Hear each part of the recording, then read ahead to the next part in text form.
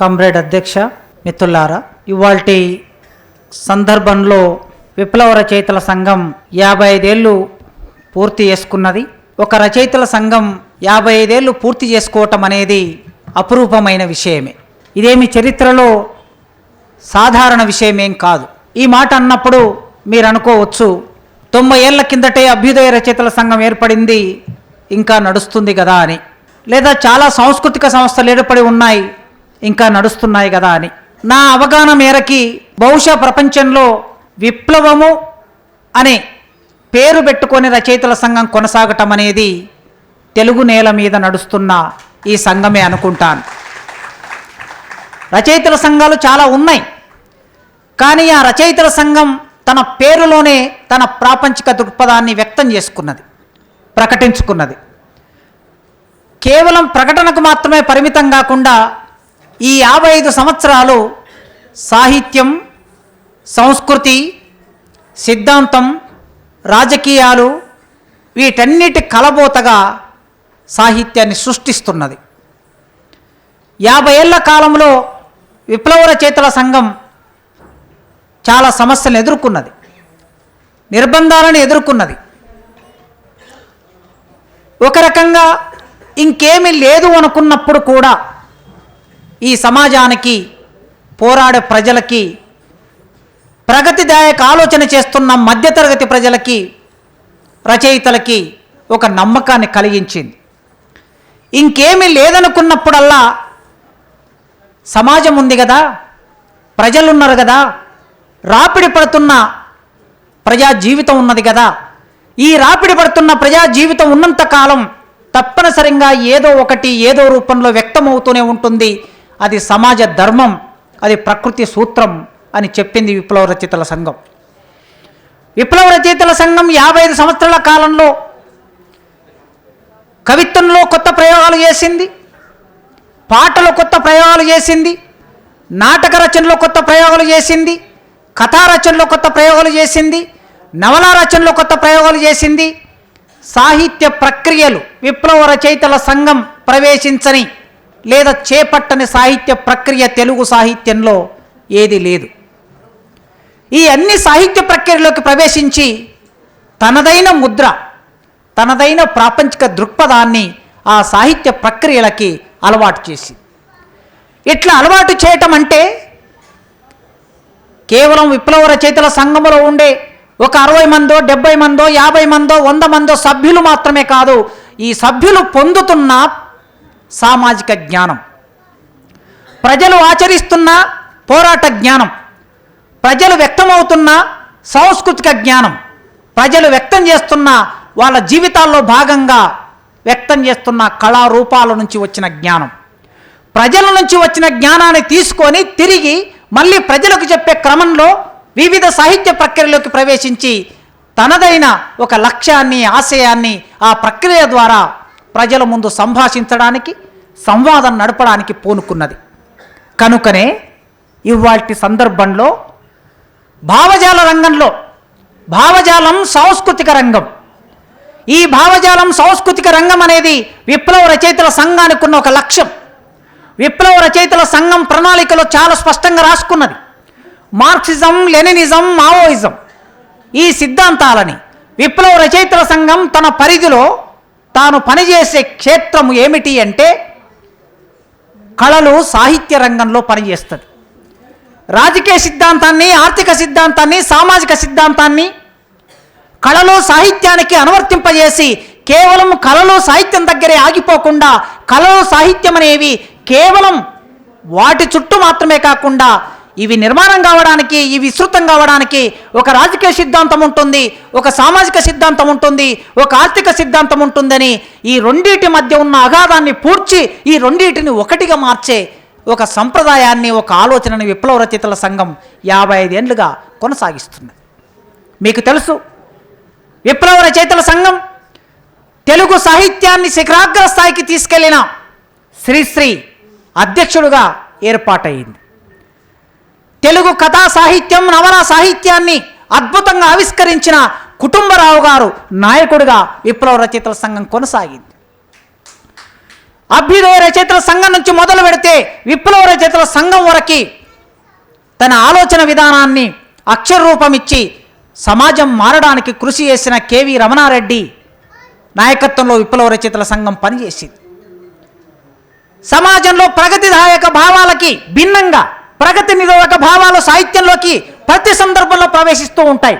ప్రతి 5 ఏళ్లకో, ప్రతి 10 ఏళ్లకో, ప్రతి 20 ఏళ్లకో సందర్భాన్ని బట్టి, సమాజ స్థితిని బట్టి, సమాజం వ్యక్తమయ్యే పద్ధతిని బట్టి ప్రగతి నిరోధక భావజాలాలు ప్రవేశిస్తూనే ఉంటాయి. అలాంటి ప్రగతి నిరోధక భావజాలాలు ప్రవేశించినప్పుడు 1970, 75, 80ల కాలంలో ఆ ప్రగతి నిరోధక భావజాలాలు సాహిత్యంలోకి వచ్చినప్పుడు, నవల, కథ, కవిత్వంగా వచ్చినప్పుడు వాటిని దునుమాడిన అద్భుతమైన సాహిత్య విమర్శ రాసిన త్రిపురనేని మధుసూదన్ రావు పనిచేసిన సంఘం విప్లవ రచయితల సంఘం. కనుక ఏ ప్రక్రియను చేపడతారు? విప్లవ రచయితల సంఘం సభ్యుడు కాకపోవచ్చు గద్దర్, విప్లవ రచయితల సంఘం సభ్యుడు కాకపోవచ్చు చాలామంది, గూడ అంజయ్య, అమరులైనటువంటి వాళ్ళందరూ కూడా వాళ్ళు సాంకేతికంగా విప్లవ రచయితల సంఘం సభ్యులు కాదు. కానీ విప్లవ రచయితల సంఘం ఏమి కోరుకుంటుందో అలాంటి సాహిత్యాన్ని సృష్టించిన వాళ్ళు ఏ ప్రక్రియలో పనిచేశారో ఆ ప్రక్రియని ఉన్నత స్థాయికి తీసుకెళ్ళి తాము చెప్పదలుచుకున్న రాజకీయాలని ఏ పద్ధతిలో చెప్పాలనుకుంటే ఆ పద్ధతిలో వ్యక్తమైన వాళ్ళు. ఇంత చరిత్ర కలిగిన ఈ సంఘం ఖచ్చితంగా ఒక భవిష్యత్తును కలగంటుంది. ఈ దేశం అట్టడుగున ఉండే ప్రజలు సంతోషంగా జీవించాలని, ప్రజలందరూ సమానంగా జీవించాలని, ఈ 5 వేళ్ళు నోట్లోకి పోవాలని విప్లవ రచయితల సంఘం కలగంటుంది. ఆ కళ నిజమవుతుంది. ఖచ్చితంగా ఎప్పుడో ఒకసారి ఆ కళ నిజమవుతుందనే విశ్వాసం విప్లవ రచయితల సంఘానికి ఉన్నది, నమ్మకం ఉన్నది. అందుకే 55 సంవత్సరాల కాలంలో ఎన్ని నిర్బంధాలున్నా ఈ సంస్థ కొనసాగుతుంది, ఇంకా కొనసాగుతుంది. అయితే ఈ సందర్భంలో ఇవాళ సాహిత్యంలోకి ప్రవేశిస్తున్న, కళారంగంలోకి ప్రవేశిస్తున్న, రాజకీయాల్లోకి ప్రవేశిస్తున్న ప్రగతి నిరోధక భావజాలంతో తలపడవలసిన బాధ్యత విప్లవ రచయితల సంఘం మీద ఉన్నది. విప్లవ రచయితల సంఘం మీద ఉన్నదంటే ఈ సమాజంలో ఆలోచించే ప్రతి ఒక్కరి మీద ఉంది అని అర్థం. ఈ ఆలోచించే ప్రతి ఒక్కరితో సంభాషణ నడపడానికి విప్లవ రచయితల సంఘం ఇదో ఈ రూపంలో మీ ముందుకొచ్చేది.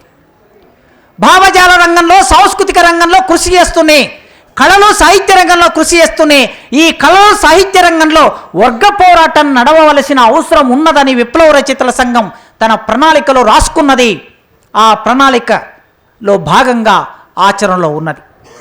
అందుకే చరిత్రలో భాగమైన కళలు, చరిత్రలో భాగమైన సాహిత్యం,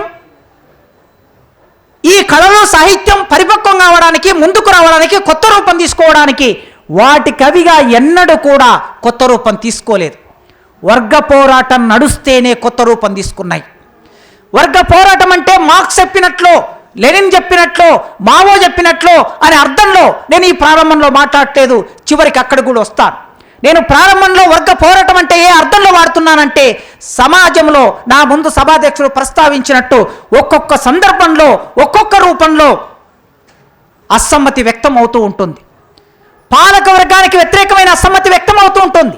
ఆ అసమ్మతి చేతిలో ఉన్న ఒక చిన్న రాయి విసరడంగా ఉండవచ్చు, లేదా గుడిసెలో కూర్చొని ఒక చిన్న పాట పాడటంగా ఉండవచ్చు, లేదా ఒక డప్పు తీసుకొని ఆ డప్పు మీద సంతోషకరమైన దరువు వేయటమే కాదు, నిరసన సంబంధించిన దరువును కూడా వేయటంగా ఉండవచ్చు. భిన్న రూపాల్లో ఈ సమాజంలో ఎప్పటికప్పుడు అసమ్మతి వ్యక్తం అవుతూ ఉన్నది. ఆ సమాజ ఉత్పత్తి సంబంధాలు బరువుగా తోచినప్పుడు, ఆ సమాజ ఉత్పత్తి సంబంధాలు కష్టంగా తోచినప్పుడు, ఆ సమాజ ఉత్పత్తి సంబంధాలు దోపిడిగా మారినప్పుడు ఖచ్చితంగా దోపిడీకి గురయ్యే ప్రజ తిరగబడుతుంది. ఆ ప్రజ చేసే పోరాటం అప్పటికి మార్క్స్ ఉండకపోవచ్చు, అప్పటికి వర్గ పోరాట సిద్ధాంతం ఉండకపోవచ్చు, కానీ ఆ ప్రజలు పెనుగులాటనే కళలని, సాహిత్యాన్ని ఉన్నతీకరించాయి. ఆ విధంగా చూసినప్పుడు మన ముందు కనిపించే ప్రకృతి యావత్తు కళాత్మక వ్యక్తీకరణ. ఈ ప్రకృతిని ధ్వంసం చేయడానికి ఇవాళ అభివృద్ధి నమూనా పేరు మీద జరుగుతూ ఉన్నది. ఈ ప్రకృతి లేకపోతే ఈ మనిషి లేడు, ఈ ప్రకృతి లేకపోతే ఈ కళలు లేవు. కనుక ప్రకృతి నుంచి వ్యక్తమవుతున్న ఆ సౌందర్యాత్మక దృష్టి ఆ ప్రకృతి మనిషికి నేర్పుతుంది. గుర్రం జాషువా గబ్బిలంలో ఎక్కడో రాశాడు. పులుగులు పుట్టలు చుట్టంబులు అన్నాడు ఆయన. పులుగులు పుట్టలు చుట్టంబులు ఎవరికి? అరుంధతి సుతుడికి. ఎవరి అరుంధతి సుతుడు? అంటరానివాడు, ఊరికి దూరంగా ఉండేవాడు. ఈ ఊరు రానివ్వదు, ఊరు దగ్గరికి రానివ్వదు, ఊరు కౌగిలించుకోదు, ఊరు మాట్లాడదు, ఊరు ముట్టుకోదు. మరి ఈ మనిషికి చుట్టాలు ఎవరు అంటే అడవిలో ఉండే పక్షులు, అడవిలో ఉండే చెట్లు, అడవిలో ఉండే పుట్టలే చుట్టాలవుతాయి అన్నాడు. కనుక ప్రకృతి సౌందర్యాత్మకమైన వ్యక్తీకరణ అయినప్పుడు, ఆ ప్రకృతిలో మనిషి భాగమైనప్పుడు అక్కడి నుంచే ఉత్పత్తి అయినా, అక్కడి నుంచే కళ అయినా, అక్కడి నుంచే సాహిత్యమైనా మనం ప్రారంభం చేస్తాం. కనుక ప్రకృతి తమ అవసరాల కోసం సృజనాత్మకంగా ప్రారంభ మానవుడు ఆదిమ సమాజంలో వ్యక్తమైనప్పుడు, ఈ ప్రకృతి ఒక ఉత్పత్తి సాధనంగా మారినప్పుడు తప్పనిసరిగా ప్రకృతిని ధ్వంసం చేసుకుంటే, ప్రకృతిలో ఉండే వనరులని పూర్తిగా ధ్వంసం చేసుకుంటే, సామ్రాజ్యవాద కంపెనీలకి తాకట్టు పెడితే చిట్ట చివరికి మనిషికి ఏం మిగులుతుంది, ఈ దేశంలో ఉండే మనిషికి ఏం మిగులుతుంది అనే ప్రశ్న ఇవాళ సమాజం ముందు చర్చనీయాంశంగా పెట్టాలి. చర్చనీయాంశంగా ఉండదు, అందులో అందరూ నిమగ్నం కావలసి ఉన్నది, ఆ చర్చని కొనసాగించవలసి ఉన్నది. ఈ సమాజ చైతన్యము ద్వారా మనిషి ప్రకృతిలో భాగమైనప్పుడు, ఆ ప్రకృతితో పోరాటం చేస్తున్నప్పుడు, ఒక్కొక్కసారి ఆ మనిషిని ప్రకృతి తన విశ్వరూపం ప్రదర్శించినప్పుడు ఆ మనిషి దాని నుంచి తట్టుకోలేక అందులోనే చనిపోయిన సందర్భాలు కూడా కనిపిస్తాయి. ఒక వరద, ఒక ఎండ, ఒక చలి, మంచు, ఇలా భిన్నమైన సందర్భాల్లో ఆ ప్రకృతి దాడికి మనిషి తట్టుకోలేనప్పుడు మెల్లగా బలం పుంజుకొని తిరిగి మళ్ళీ ప్రకృతితో పోరాటం చేయడం మొదలుపెట్టాడు మనిషి. ఇక ప్రకృతితో పోరాటం చేయడం తప్పిస్తే ఇంకో మార్గం లేదు. ఆ ప్రకృతిలోనే కలిసి జీవించాలి కనుక ఇంకొక మార్గం లేదు. అందుకే తన ప్రకృతిని తన వశం చేసుకోవడానికి, ఆ ప్రకృతిని ఉత్పత్తి సాధనంగా మార్చుకోవడానికి, ఆ ప్రకృతిని మానవ జీవితానికి అనుగుణంగా మార్చుకోవడానికి చేస్తున్న పెనుగులాట పోరాటం నుంచి మనిషి జ్ఞానం పొందటం మొదలుపెట్టాడు. ఉరుమెందుకు ఉరుముతుంది, వానెందుకు వస్తుంది, పిడిగెందుకు పడుతుంది, మంచు గడ్డెందుకు గడుతుంది, ఇవన్నిటినీ తన జ్ఞానంతో, తన పంచేంద్రియాలతో దాటి నుంచి జ్ఞానం పొంది మెల్లగా చైతన్యం పొందటం ప్రారంభించాడు. ఈ చైతన్యమే మనిషి చైతన్యానికి మూలం ఏమిటి అంటే, మనిషి చైతన్యానికి మొట్టమొదటి మూలం ప్రకృతి. దాని నుంచి పొందినటువంటి ఆ చైతన్యం వలన భిన్నంగా ప్రకృతిని వ్యాఖ్యానించటం, భిన్నంగా దాన్ని ఉపయోగించుకోవటం, దాన్ని ఒక ప్రారంభ ఉత్పత్తి సాధనంగా మార్చుకోవటం అనేది మనిషి చేస్తూ ఉంటాడు. మానవ జీవిత పరిణామం, మనిషి చైతన్యం, ఈ రెండు ఒకదానితో ఒకటి ముడిపడి ఉంటాయి.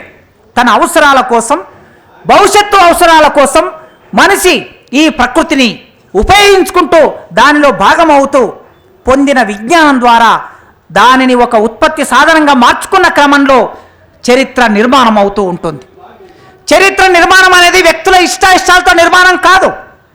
ప్రకృతిలో జరిగిన పోరాటాల్లో భాగంగా, ఆ ప్రకృతి ముందుకు వెళ్ళిన దాంట్లో భాగంగా సామాజిక చరిత్ర నిర్మాణం అవుతుంది, దేశ చరిత్ర నిర్మాణం అవుతుంది.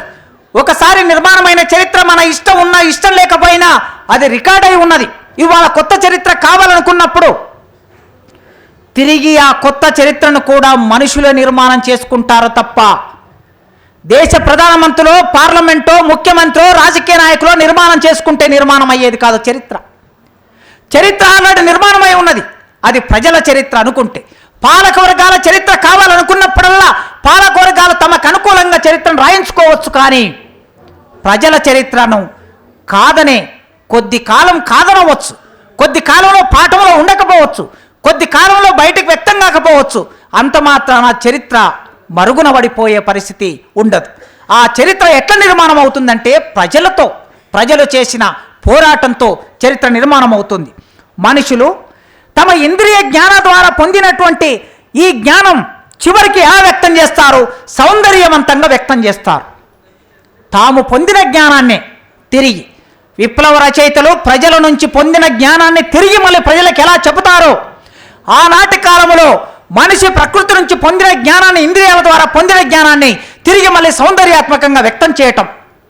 సూర్యుడు, చంద్రుడు, మేఘాలు, పువ్వు, కాయ, పండు, వృక్షం, పచ్చదనం, ఇది మొత్తం మనిషి తాను పొందిన జ్ఞానం తిరిగి సౌందర్యాత్మకంగా వ్యక్తం చేయటం అనేది చూస్తాడు. శిశిరం, వసంతకాలం, శిశిరం, ఈ రెండింటి మధ్య ఉండే ఒక గతితార్కిక సంబంధం ఉంటుంది. ఇప్పుడు ఈ శిశిర కాలంలో ఏమి పూస్తాయి? మోదుగ పువ్వులు పూస్తాయి. వసంతకాల ప్రారంభంలో మోదుగ పువ్వులు వచ్చినప్పుడు ప్రకృతి మొత్తం రాలిపోయి ఉంటుంది. ఆకురాలు కాలం అంటాం. ఈ ఆకురాలు కాలంలో ఒక నమ్మకం ఏమిటయ్యా అంటే మోదుగ పువ్వు ప్రకృతినంతా ఎరుపుమయంగా మారుస్తూ ఉంటుంది. ఈ ప్రకృతినంతా ఎరుపుమయంగా మార్చే ఒక మామూలు విషయమే కావచ్చు. నన్నచోడు పూరువులు పూచాయి, కొండ గోగులు పూచాయి. ఈ ప్రకృతిలో పూరువులు, కొండ గోగులు ఈ అన్ని పూచి వీటన్నిటికన్నా ముందు ప్రకృతిలో పూసిన పుష్పం ఏమిటయ్యా అంటే ఆమనిన్. ఈ ఆమని కాలంలో ప్రకృతిలో పూసిన పువ్వు మోదుగ పువ్వు. అది ప్రకృతిని ఎంత అందంగా మలుస్తుందో ఆ పద్యంలో చెప్పాడు ఆయన. కేవలం నన్నెచోడు మాత్రమే కాదు, ఎవరైనా సరే ఆ ప్రకృతిని దర్శించిన తర్వాత తిరిగి మళ్ళీ చెప్పడం అనేది ఇది ఒక కళగా మానవ జీవితంలో భాగమవుతుంది, మానవ జీవితంలో నిర్మాణం అవుతుంది. హృదయానుభూతి, మేధో విశ్లేషణ ఈ రెండు వేరువేరు విషయాలు కాదు. హృదయానుభూతి, మేధో విశ్లేషణ అనేవి కూడా ఈ రెండింటి మధ్య ఉండే గతితార్కిక సంబంధం. నారాయణ రెడ్డి గారు ఒక సందర్భంలో అన్నారు, కవిత్వం అంటే ఏమిటయ్యా అని అంటే చాలా సింపుల్గా అయినా హృదయగత వ్యాపారము అన్నారు. కవిత్వం అంటే ఏమిటంటే హృదయగత వ్యాపారము అన్నాడు. మరి మెదడుకి ఇక్కడ ఏమి సంబంధం లేదా అనే ప్రశ్న వస్తుంది సహజంగా. హృదయగత వ్యాపారం మాత్రమే కాదు, అది మెదడుతో సంలీనం చెందుతుంది. ఆ మెదడుతో సంలీనం చెందటం మూలంగా దానికొక సామాజిక ప్రయోజనం కూడా ఉంటుంది. అందుకే హృదయం, మెదడు ఈ రెండింటి కలయిక ప్రకృతి ద్వారానే మనిషి పొందుతాడు. ఈ పొందే క్రమంలో సౌందర్య సూత్రాలు కూడా జీవితంలో నుంచే వస్తాయి. కళా సాంస్కృతిక రూపాలు కూడా జీవితంలో నుంచే వస్తాయి. ఒక మనిషికి కలిగిన భావన ఒక కళారూపంగా వ్యక్తమవుతుంది. ఒక దూడను చూసినప్పుడు, లేగదూడ తల్లి పాలను తాగి ఆ గరిక మైదానాల్లో సయ్యాటలాడుతున్న లేగదూడను చూసినప్పుడు దూడమ్మ నాయి దూడ, నా బొల్లి కోడె దూడ అని దూడ మీద పాడుకుంటారు. ఒక కోడి పుందును చూసినప్పుడు, ఒక కోడి పెట్టను చూసినప్పుడు బాగానే ఉన్నదో ఈ కోడి పిల్ల, భలే బిరువీన ఉన్నదో ఈ కోడి పిల్ల. తుంటకట్టె తీసుకొని పెట్ట దొరుముతుంటే భూమి భూలోకమంతా నాదేనంటదోయ్, బాగానే ఉన్నదో ఈ కోడి పిల్ల, భలే బిరువీన ఉన్నదో ఈ కోడి పిల్ల. కోడి పిల్ల విన వాడుకుంటారు, అమ్మాయి విన వాడుకుంటారు. ప్రకృతి ఇచ్చిన ఇంద్రియ జ్ఞానం నుంచి పొందినటువంటి దాన్ని తిరిగి మళ్ళీ చెప్పటం అనేది అది సౌందర్యాత్మకంగా చెప్పటము, అదొక కళగా మారటము, అదొక సౌందర్యంగా మారటం అనేది మనిషి పొందాడు. ఈ పొందిన తర్వాత మెల్లగా సమాజంలో ఒక్కొక్క మార్పు వస్తున్నప్పుడల్లా చరిత్ర మనకి ఒక్కొక్కసారి యథాతథాన్ని మళ్ళీ ముందుకు తీసుకొస్తుంది, ఒక్కొక్కసారి పునరుజ్జీవనాన్ని ముందుకు తీసుకొస్తుంది, ఒక్కొక్కసారి కొత్త చరిత్ర ముందుకు తీసుకొస్తుంది. చరిత్రలో జరిగే ప్రతి మార్పులో ఇవన్నీ భాగమవుతాయి గనక వీటికి అనుగుణంగా కళలు, సాహిత్యం వ్యక్తం కావటం మనం చూస్తాం. ఒక సందర్భంలో చలం గారు మనకు చాలా అద్భుతంగా సమాజాన్ని వ్యాఖ్యానించి ఆనాటి స్త్రీ జీవితానికి అక్షరరూపం ఇచ్చి స్త్రీ జీవితంలో రావలసిన మార్పు గురించి కథలు రాసి, నవలలు రాసి ఒక భావ విప్లవాన్ని తీసుకొచ్చిన చలం చివరికి రమణ మహర్షి ఆశ్రమం వరకు ప్రయాణం చేశాం. అంటే ఒక మనిషిలో రెండు రకాల భావాలు ఎలా ఉంటాయి అంటే అభ్యుదయకరంగా ప్రారంభమైన వాళ్ళు, విప్లవకరంగా ప్రారంభమైనప్పుడు, లేదా ప్రగతిదాయకంగా ప్రారంభమైనప్పుడు, లేదా ప్రజాస్వామికంగా ప్రారంభమైనప్పుడు, చివరికి పునరుద్ధవాదం అనేది ముందుకొచ్చినప్పుడు అది మనిషిని ఒక కొసకు తీసుకెళ్తుంది. ఇది మనం చలంలో చూస్తాం. అదేవిధంగా త్రిపురనేని గోపిచంద్ గారు ఒక హేతువాద రచయితగా ప్రారంభమయ్యాడు, భౌతికవాద రచయితగా ప్రారంభమయ్యాడు. అలా హేతువాద రచయితగా ప్రారంభమైనటువంటి వాడు అరవిందుని అతీత శక్తి దగ్గర చివరికి వెళ్ళి అక్కడ ఆగాడు. అదేవిధంగా విశ్వనాథ సత్యనారాయణ ప్రారంభ కవిత్వం చూస్తే నవ్య కవిత్వం, ఆనాడు వచ్చిన నవ్య కవిత్వానికి బాటలు వేస్తున్న దారిలో నడిచినట్లు విశ్వనాథ సత్యనారాయణ కనిపిస్తాడు. కానీ చివరికి విశ్వనాథ సత్యనారాయణ ఎక్కడికి వెళ్ళాడంటే తన భావజాలం పునరుద్ధరణ వాదంలోకి వెళ్ళాడు. అంటే రోజు తినే తిండి తింటున్నట్లుగా, రోజు చేస్తున్న సంసారం చేస్తున్నట్లుగా, రోజు నేను నా రాముడి గురించి రాస్తాను, మాట్లాడుతాను అన్న వరకు వెళ్ళాడు. రామాయణాలు చాలా వచ్చాయి కదా, ఎందుకయ్యా ఇప్పుడు ప్రత్యేకంగా మీ రామాయణం అని అంటే, మరి రోజు మనం తింటున్న తిండి ఎందుకు తింటున్నాం? ఆ విధంగా ఎన్ని రామాయణాలు వచ్చినా నా రాముని నేను కొత్తగా దర్శిస్తాను అని ఆయన వ్యక్తమయ్యాడు. నవ్యకవిగా ప్రారంభమైన వాడు అక్కడ వెళ్ళి చేరాడు. ఒక భావ విప్లవంతో ప్రారంభమైన చలం అక్కడ వెళ్ళి చేరాడు. హేతువాదిగా ప్రారంభమైన త్రిపురనేని అక్కడ వెళ్ళి చేరాడు. అందుకే ఒక్కొక్కసారి ఒక్కొక్క సందర్భంలో ఒక వ్యక్తి ఒకలాగా ప్రారంభమైనప్పుడు మరోలాగా తను పరిపూర్తి కావటం అనేది చరిత్రలో చూస్తూ ఉంటాం. అది ఆ సమాజంలో ఆ సందర్భంలో వచ్చినటువంటి భావజాలంగా, ఆలోచనగా మనం అర్థం చేసుకోవాలి. ఆదిమ సమాజంలో ఆర్యులు భారతదేశంలోకి వచ్చిన తొలి రోజుల్లో కళలు, సాహిత్యం ఎట్లా వ్యక్తమయ్యాయని మనం చూస్తే ఒక రకంగా వారు వైదిక సాహిత్యం అంటాం. మొట్టమొదటి వైదిక సాహిత్యంలో ఋగ్వేదాన్ని మనం ప్రామాణికంగా చెప్తున్నాం. ఈ ఋగ్వేదంలో వాళ్ళు ఎట్లా వ్యక్తమయ్యారో చూస్తే, వరుణ నీ అనుగ్రహం కోసం నీ హృదయాన్ని మంత్రాలతో బంధిస్తాము అని ప్రారంభమయ్యారు. వర్షం కావాలి, మనిషి జీవించాలంటే వర్షం కావాలి, నీళ్లు కావాలి. నీళ్లు కావాలనుకున్నప్పుడు ఆ వర్షపు దేవుణ్ణి ఈ మానవుడు అంటే ఈ కాలపు మానవుడు ఎలాంటి కళాత్మకంగా వ్యక్తమవుతున్నా చూడండి. వరుణ నీ అనుగ్రహం కోసం నీ హృదయాన్ని మంత్రాలతో బంధిస్తాము. రథానికి సారథి అశ్వాన్ని బంధించినట్లుగా, రథానికి సారథి అశ్వాన్ని బంధించినట్టుగా ఇప్పుడు నిన్ను నేను చూశాను. అందరూ చూడదగ్గని రథాన్ని ఆకాశంపై చూశాను. నా గీతాలను నీవు స్వీకరించావు. న్యాయ స్వరూపుడమైన వరుణుడు ప్రజల మధ్య కూర్చుంటాడు. ఆ సర్వజ్ఞుడు అందరినీ పాలించుటకై అలా కూర్చుంటాడు. వరుణ నన్ను ఊర్ధ్వ, మధ్య, అధో బంధనాల నుండి విముక్తిని కావించు, నేను వర్ధిల్లుతాను అని ఆ మొదటి మానవుడు ఇలా వ్యక్తమయ్యాడు. ఆ ఋగ్వేదంలో ఇలా వ్యక్తమయ్యాడు. ఇవాళ మనం వర్షం గురించి ఇలా రాస్తామా? రాస్తాం కావచ్చు.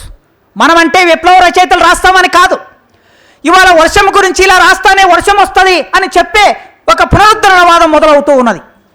ఇప్పుడు ఎందుకు కళలో, సాహిత్యంలో వర్గ పోరాటం గురించి మనం మాట్లాడుకుంటున్నాం, భావజాలం, సాంస్కృతిక రంగంలో వర్గపోరాటం గురించి మాట్లాడుకుంటున్నాం అంటే, ఒకప్పుడు ప్రతి సందర్భంలో 5 ఏళ్లకో 10 ఏళ్లకో 20 ఏళ్లకో 30 ఏళ్లకో పునరుద్ధరణవాదం మొదలైనట్లు వస్తూ ఉన్నట్లుగా, సమాజం ముందుకు వెళ్లకుండా అనేక పరిమితులు విధించి అడ్డుకుంటున్నట్లుగా ఇప్పుడు మళ్ళీ తిరిగి ఆ పాతకాలపు ఆలోచనలు పునరుద్ధరిస్తున్నారు. గనక ఋగ్వేదంలో చెప్పిన ఈ మాట, ఈ మంత్రం చెబితేనే వర్షం వస్తుంది అని రేపు ఒక సినిమా రావచ్చు, రేపు ఒక సీరియల్ రావచ్చు, లేదా ఈ దేశ నాయకుడే రేపు మాట్లాడవచ్చు.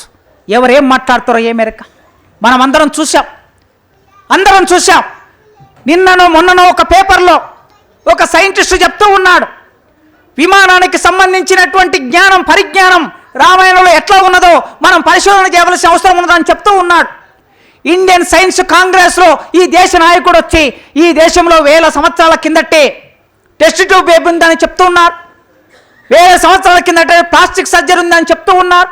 మరి test tube baby, plastic surgery 1000 సంవత్సరాలుగా ఎక్కడున్నది అనేది పరిశోధించి ఇండియన్ సైన్స్ కాంగ్రెస్లో ఉన్న ప్రొఫెసర్లు, మేధావులు, సైంటిస్టులు బయటకు తీయాలని మాట్లాడుతూ ఉన్నారు. ఇలా మాట్లాడుతున్నప్పుడు రేపు వర్షం రాకపోతే ప్రతి ఊరిలో ఇదో ఈ ఋగ్వేదంలో ఉన్న ఈ మంత్రాన్ని చదవండి అని మాట వచ్చే అవకాశం కూడా, ఆ ప్రమాదాన్ని కూడా మనం కాదనలేం. వర్షం కురవకుండా ఎవరో ఒకరు అడ్డుపడతారు. ఈ దేశంలో వర్షం కురవకుండా ఎవరో ఒకరు అడ్డుపడతారు. ఈ దేశం అభివృద్ధి కాకుండా ఎవరో ఒకరు అడ్డుపడతారు. ఎవరు అడ్డుపడతారా అంటే, విప్లవ రచయితల సంఘం వాళ్ళు సుందర అధ్యయన కేంద్రంలో సభలు పెట్టుకున్నారు. ఈ దేశంలో వర్షం రాకపోవడానికి ప్రధాన కారణం విప్లవ రచయితల సంఘం వాళ్ళే అని చెప్పే ప్రమాదం కూడా భవిష్యత్తులో ఉండొచ్చు. చూడండి, ఇక్కడ ఉంది చూడండి, వర్షం కురవకుండా ఎవరు అడ్డుపడుతున్నాడని ఆ ఋగ్వేద కాలంలోనే ఒక కథ బయలుదేరింది. ఎవరు అడ్డుపడుతున్నారు? అతడే వృత్రాసురుడు అడ్డుపడుతున్నాడు. ఈ వృత్రాసురుడు అనేవాడు రాక్షసుడు అడ్డుపడుతున్నాడు. అప్పుడు పిడుగును ఆయుధంగా ధరించినటువంటి ఇంద్రుడు అతన్ని సంహరిస్తే అప్పుడు వర్షం వస్తుంది. సంహరించాడు, వర్షం వచ్చింది. ఆనాడు అది అడ్డంకిగా ఉన్నది. రాక్షసులు అందరూ ఎవరు అనే చరిత్ర ఇప్పుడు మనందరికీ తెలుసు. ఈ రాక్షసులు గులాంగిరి పుస్తకంలో మహాత్మా జ్యోతిరావు పూలే అయినా, అంబేద్కర్ అయినా వివిధ సందర్భాల్లో రాసింది, రాక్షసులుగా ముద్ర వేయబడినటువంటి వాళ్ళందరూ ఈ దేశంలో మూలవాసులు. ఇంకొక 20 ఏళ్లకో 30 ఏళ్లకో 50 ఏళ్లకో ఈ దేశంలో పోరాడుతున్న ఆదివాసులు మూలవాసులు ఏ విధంగా చిత్రించబడతారో మాకు తెలియదు. కళా సాహిత్య రంగంలో ఎట్లా వ్యక్తమవుతారో మనకు తెలియదు. ఎందుకంటే పాలక వర్గాల చేతిలో కళలు సాహిత్యం ఉన్నప్పుడు, ఆ పాలక వర్గాల చేతిలో ఉన్న కళారంగం ఎక్కువ ప్రభావితంగా ఉన్నప్పుడు, ప్రభావం వేసే అవకాశం ఉన్నప్పుడు ఏ విధంగా చిత్రిస్తే ఆ విధంగానే బయటికి ఆ చిత్రీకరణ వస్తుంది. గనక ఇంద్రుడు అతని చంపేసిన తర్వాత సరే నేల కూలాడు, వర్షం వచ్చింది, వర్షం వచ్చిన తర్వాత ప్రకృతి పచ్చగా అయింది, ఈ పచ్చగైనటువంటి ప్రకృతిని మేమందరం ఆస్వాదిస్తున్నాము అని ఆ సాహిత్యంలో రాసుకున్నారు. ఇక ఉషస్సును గురించి, ఆకాశపు అంచుల వలె ఆమె ప్రకాశిస్తున్నది, అడవి చీకటి ముసుగును తొలగించింది, తెల్ల గుర్రాల రథంపై ప్రపంచాన్ని నిద్ర మేల్కొల్పుతూ ఉషస్సు అరుదించింది. ఎన్ని ఉషస్సులు వచ్చాయి, భవిష్యత్తులో ఎన్ని రానున్నాయి, ఉషస్సు ఇలాగే వస్తుంది, ఎల్లప్పుడూ వస్తుంది. వరుణమిత్ర, అదితి, సింధు, భూస్వర్గ దేవతలను కొల్చేవారికి ఉషస్సు ఐశ్వర్యాన్ని తెస్తుంది. సూర్యుడి గురించి, వర్షం గురించి, ప్రకృతి గురించి ఋగ్వేద కాలంలో మనిషి ఎలా ఆలోచించాడు, ఏం మాట్లాడాడు, ఎలాంటి సాహిత్యం రాశారో మనం దీన్ని బట్టి ఆలోచిస్తాం. అయితే ఈ ఋగ్వేద కవి జీవితాన్ని ప్రతిబింబించిన తీరును, ప్రకృతితో వాళ్ళు చేసినటువంటి పోరాటం, అది పోరాటమా, ఆలోచననా, ప్రాథమిక స్థాయి ఆలోచననా, ఈ ప్రకృతి అర్థం కానప్పుడు ఒక రకంగా వారు ఆ మేరకే సాహిత్య రూపంలో అలా వ్యక్తమయ్యారు. దేవతల్ని స్తుతించిన విధానం మనం ఇప్పుడు చూసాం. అయితే భారతీయ కళా సాహిత్య రూపాయలైనటువంటి ఈ ఋగ్వేద కవిత్వం ఆనాటి సమాజాన్ని ఆవిష్కరించింది. ఏనాటి కవిత్వమైనా, ఏనాటి కళారూపమైనా ఆ సమాజాన్ని ఆవిష్కరించకుండా ఉండలేదు. ఏదో రూపంలో ఆవిష్కరిస్తుంది, అయితే ప్రగతిదాయకంగా ఆవిష్కరిస్తుంది, లేకపోతే ప్రగతి నిరోధకంగా ఆవిష్కరిస్తుంది, కానీ సమాజాన్ని మాత్రం ఆవిష్కరిస్తుంది. సో ఆనాటి ప్రజల ఆలోచన విధానాన్ని ఇట్లా ఆవిష్కరించి ప్రాచీన గణతంత్ర జీవితం ఏ విధంగా ఉండేదో ఆ సాహిత్యం అద్దం పట్టింది. దానితో పాటు దేవతలకి రాక్షసులకి మధ్యన జరిగిన ఓ ఘర్షణ, ఓ పోరాటం అక్కడ వ్యక్తమవుతుంది. కొంతకాలం గడిచాక మనిషికి ప్రకృతి మీద నమ్మకం ఏర్పడిన తర్వాత ఈ ప్రకృతిని వశం చేసుకోగలము అనే విశ్వాసం వచ్చాక మెల్లగా కొన్ని వర్గాలు అధికారంలోకి వచ్చాయి, విశ్రాంతి వర్గాలుగా మారాయి. అధికారంలోకి వచ్చిన వర్గాలు, విశ్రాంతి వర్గాలు కలిసి కళలు, సాహిత్యాన్ని నిదానంగా సృష్టించడం మొదలుపెట్టాయి. ఈ కాలంలో బ్రాహ్మణ క్షత్రియ పాలక వర్గం మనకు కనిపిస్తుంది చరిత్రలో. బ్రాహ్మణులు పాలకవర్గం, క్షత్రియులు పాలకవర్గం, వీళ్ళిద్దరు పాలకవర్గంగా ఉన్నప్పుడు మనకి అనేక సాహిత్యం చూస్తాం. పురాణ సాహిత్యం, విశ్వామిత్రుడు, వశిష్ఠుడు వీళ్ళ మధ్య జరిగిన ఘర్షణ. విశ్వామిత్రుడు క్షత్రియుడు, వశిష్ఠుడు బ్రాహ్మణుడు. విశ్వామిత్రుడు వశిష్ఠుడికి మధ్య జరిగిన ఈ ఘర్షణ, దీన్ని బట్టి మనకేమర్థమవుతున్నది, పాలకవర్గంగా బ్రాహ్మణులు క్షత్రియులు ఈ కాలములో ఉన్నారనే విషయం అర్థమవుతుంది. కార్తవీర పరశురాముల గాథ, ఈ కార్తవీరులు పరశురాముడికి మధ్యన జరిగినటువంటి ఆ ఘర్షణ చూసినప్పుడు క్షత్రియులు బ్రాహ్మణులు పాలకవర్గాలుగా ఉన్న విషయము చూడవచ్చు. కొంతకాలం తర్వాత పూర్తిగా దేశ రక్షణ బాధ్యతని క్షత్రియులు చేపట్టి బ్రాహ్మణులకి సాహిత్యాన్ని, కళారంగాన్ని వదిలేశారు. ఆ విధంగా వదిలేశాక రామాయణ కాలం నుంచి క్షత్రియులు బలపడి, అందుకే మనం రాముడి గురించి ఏ విధంగా రాశారో రామాయణంలో చూస్తాం. అంటే రాముడు దేనికి నమూనా, భారతదేశంలో క్షత్రియ రాజ్యం బలపడిన దానికి రాముడు ఉదాహరణ. ఆ క్షత్రియ రాజ్యం బలపడింది కనుక రాజులందరూ ఎలా ఉండాలో చెప్పడం కోసం ఆయనకు సంబంధించిన కొన్ని లక్షణాలని సాహిత్యం ద్వారా వ్యక్తం చేసి క్షత్రియులే రాజులుగా ఉంటారు, వాళ్ళ లక్షణాలు ఇలా ఉండాలి అని ఆ సాహిత్యం అంతా మనకు చెప్తుంది. ఈ కాలంలో రెండో వైపు నుంచి చార్వాకులు వచ్చారు. చార్వాకుల ధోరణులు కూడా బయటకు వచ్చాయి. జన్మాంతరవాదాన్ని, ఆస్తికత్వాన్ని ప్రశ్నించిన సందర్భం కూడా ఇక్కడ మనకు కనిపిస్తుంది.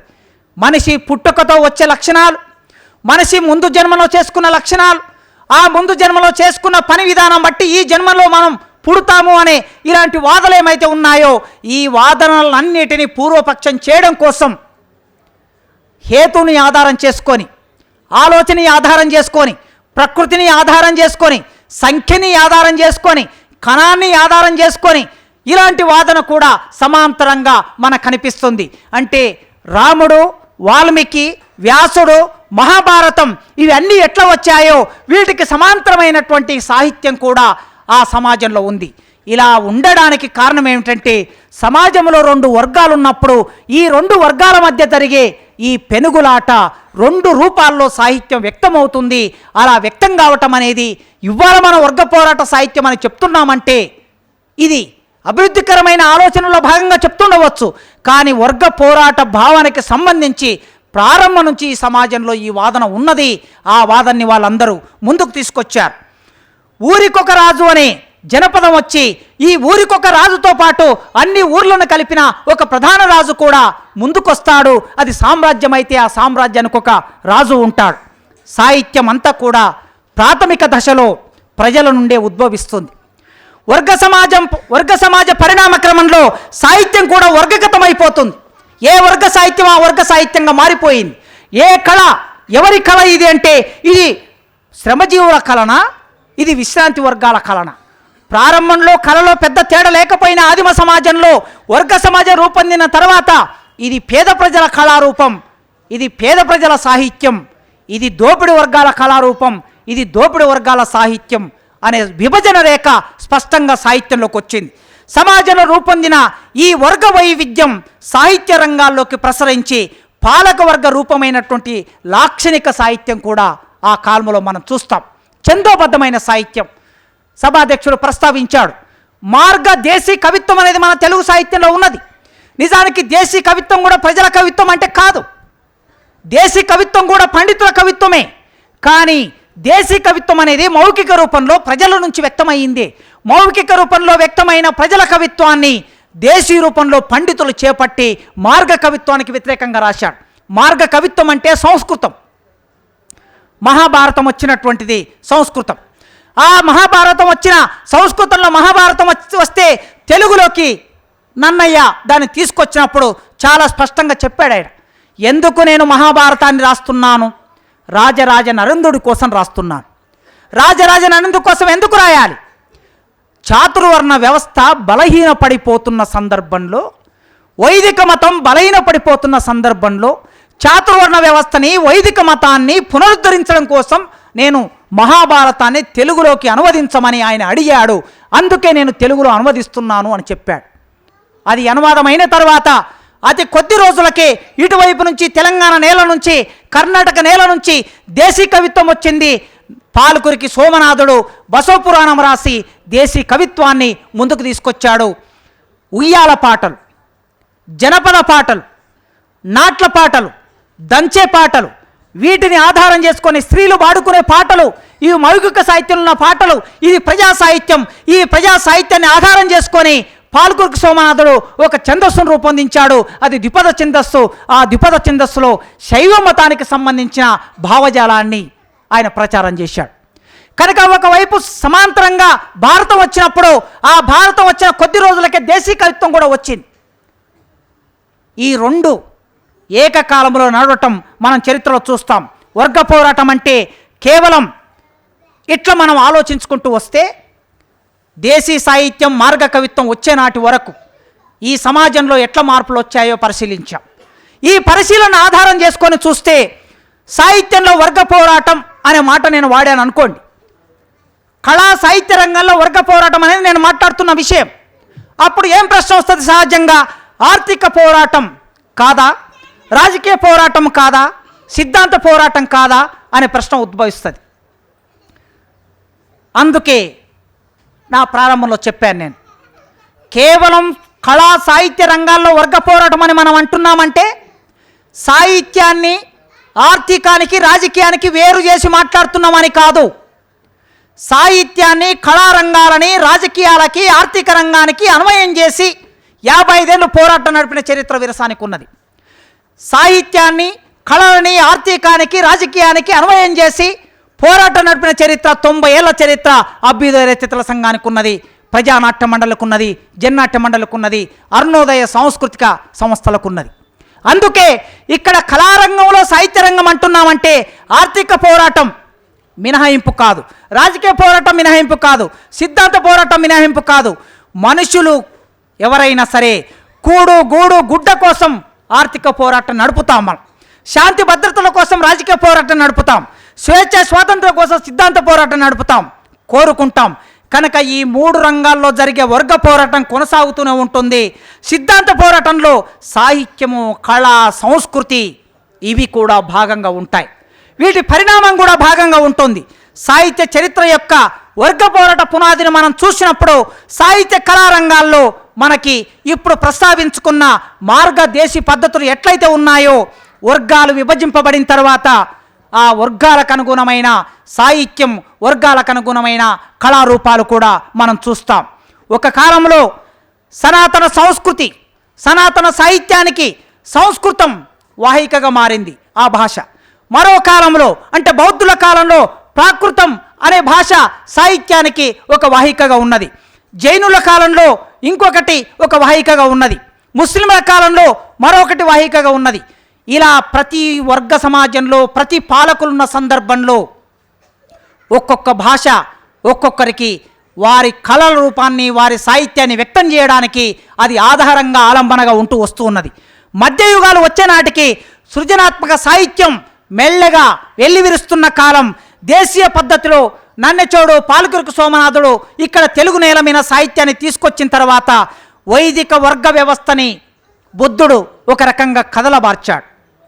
అందుకే గోరటి వెంకన్న ఎక్కడో రాశాడు, సొంత ఆస్తి లేని రాజ్యం ఉంటే శోకముండదని చెప్పి ప్రబోధించి పరితపించి పోరిన బుద్ధుని యోచన అని అన్నప్పుడు, అంబేద్కర్ బుద్ధుని దర్శించినప్పుడు, కార్ల్ మార్క్స్ బుద్ధుని దర్శించినప్పుడు, లేకపోతే ఇంకొకరు బుద్ధుని గురించి రాసినప్పుడు అక్కడ మనకు వ్యక్తమయ్యేది ఏంటంటే ఈ దేశంలో, భారతదేశంలో బుద్ధుడు వైదిక మతానికి సంబంధించిన పాలక వర్గ వ్యవస్థని కదలబార్చాడు, దాన్ని ఇలా కదిలించాడు. ఆ కదిలించడం మూలంగా ఆనాటి భూమి, కుటీర పరిశ్రమలే ప్రధాన ఉత్పత్తి సాధనాలుగా మారి బౌద్ధం వర్ణాశ్రమ ధర్మాన్ని సడలించింది. భూమి పరిశ్రమలపై ప్రజలకి కొద్దిపాటి హక్కు, పూర్తి హక్కు కాదు, కొద్దిపాటి హక్కు ప్రజలకు దక్కడానికి అవకాశాన్ని ఇచ్చింది. బానిసత్వపు సంఖ్యల బంధనాలని కొద్దిగా సడలించగలిగింది.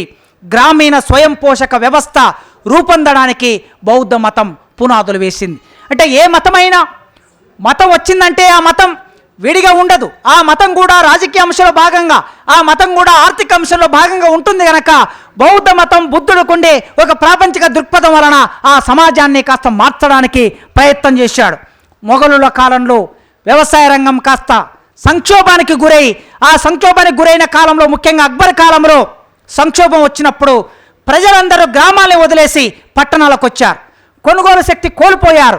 ఈ కొనుగోలు శక్తి కోల్పోయినప్పుడు లక్షలాది మంది ప్రజలు పట్టణాలకు వస్తే అక్కడ పరిశ్రమలు నిర్మాణం కావలసిన అవసరం ఏర్పడింది, ఉపాధి వారికి దొరకవలసిన అవసరం ఏర్పడింది. ఆ సందర్భంలో అక్బర్ నుంచి ఔరంగజేబు వరకు మన దేశంలో విదేశీ పరిశ్రమలు కూడా మెల్లగా రావటం ప్రారంభమైంది.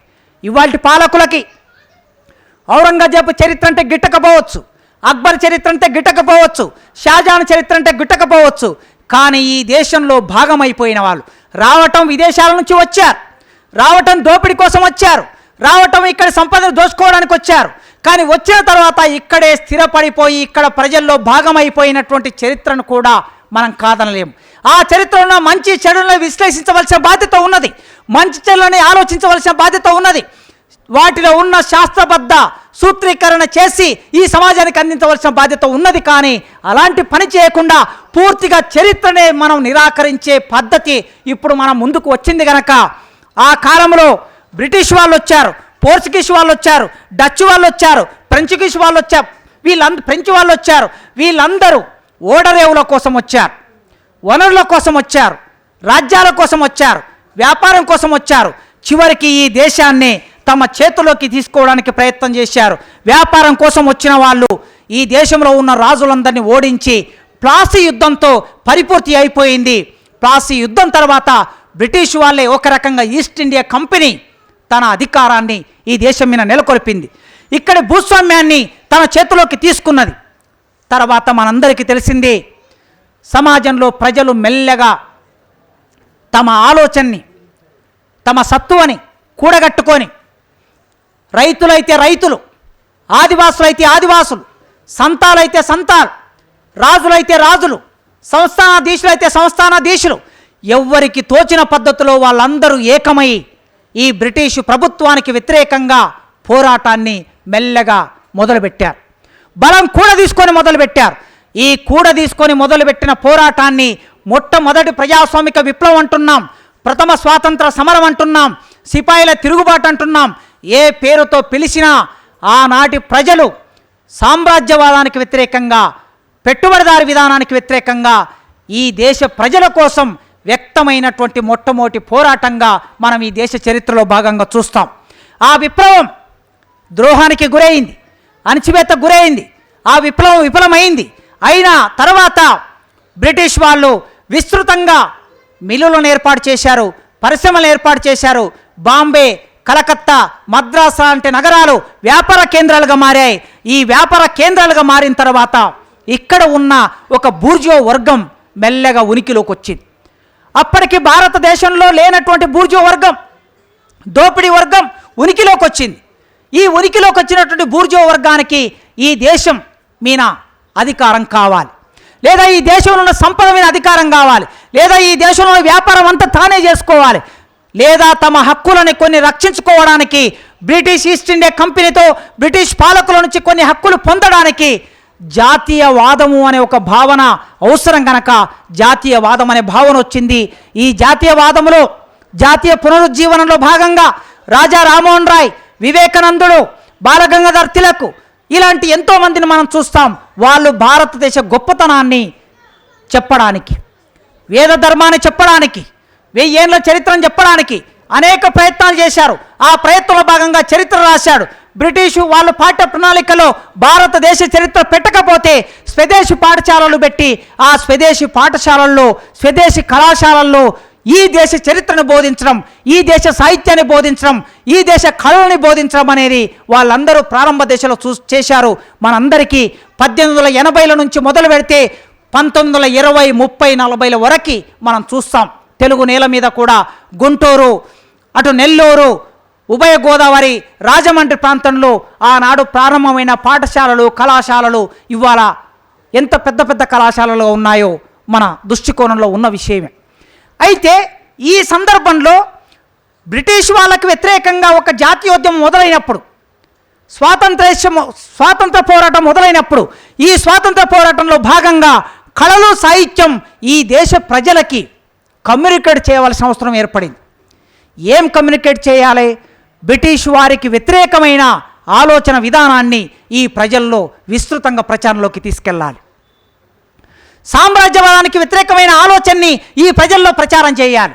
ఆ ప్రచారం చేయడానికి ఒకరు పద్యం రాశారు, ఒకరు పద్య నాటకం రాశారు, ఒకరు వచన నాటకం రాశారు, ఒకరు గేయ కవిత రాశారు, ఒకరు వచన కవిత రాశారు, ఒకరు పాట రాశారు. ఈ భిన్నమైన రూపాలన్నీ కూడా సాహిత్యంలోకి వచ్చి ఎవరి కోసం మనం కమ్యూనికేట్ చేస్తున్నామనే దాన్ని బట్టి మన సాహిత్య రూపం, మన కళారూపం నిర్మాణం అవుతూ ఉంటుంది. ఏ కళారూపం అయినా సరే ఆ కళారూపానికి అంతిమ ప్రయోజనం ఏమిటి అంటే సమాజమే అంతిమ ప్రయోజనం, సమాజం మార్పే అంతిమ ప్రయోజనం అని ఆలోచించినప్పుడు ఆనాడు దేశ ప్రజల్ని స్వాతంత్ర ఉద్యమంలో భాగం చేయాలనుకుంటే ఆ భాగం చేయడానికి కావలసిన కళారూపాలని, సాహిత్య రూపాలని మన కవులు, కళాకారులు రూపొందించుకున్నారు. సరిగ్గా ఆ సమయంలో ఇక్కడ తెలంగాణ రైతాంగ సాయుధ పోరాటం నడుస్తున్నది. నైజాంకు వ్యతిరేకంగా, భూస్వామ్యానికి వ్యతిరేకంగా పోరాటం నడుస్తున్నది. అయితే ఇక్కడి పోరాటం ప్రత్యేకమైనది. అక్కడ జాతీయోద్యమ పోరాటం ఇంకో రూపంలో ఉన్నది. తెలంగాణ రైతాంగ సాయుధ పోరాటం కళారూపాలు నాదర్ బుర్రకథ కుటుంబరావు గారు ఎక్కడో రాశారు, నేను చదివాను, సంస్కృతి వ్యాసంలో అనుకుంటా. ఆయన బాంబేలో ఉన్నప్పుడు మొట్టమొదటి అభ్యుదయ రచయితల సంఘం ఏర్పడినప్పుడు అభ్యుదయ రచయితల సంఘంలో చేరమని కుటుంబరావు గారిని అడిగారట. అడిగితే అసలుకు రచయిత, ఏ రచయిత అయినా సరే నేను అభ్యుదయ రచయితనని చెప్పుకోవాల్సిన అవసరం ఉందా అని ప్రశ్న వేశాడట ఆయన. అందుకే రచయితల సంఘంలో అభ్యుదయ రచయితల సంఘం అని ఉండటం ఆయనకు సరిగ్గా కనిపించలే, కనుక ఆయన అభ్యుదయ రచయితల సంఘంలో చేరలేదు.